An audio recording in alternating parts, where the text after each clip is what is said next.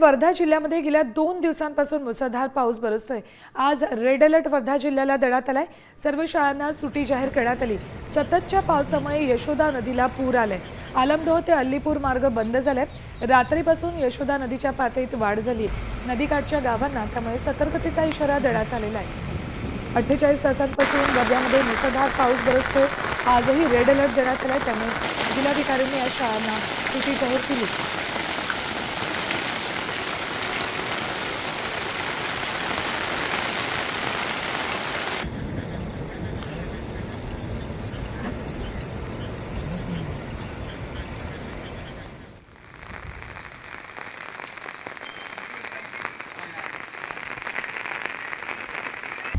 आता isakal.com आहे देशातील नंबर 1 ची मराठी न्यूज वेबसाईट। प्रत्येक अपडेटसाठी isakal.com ला नक्की भेट द्या।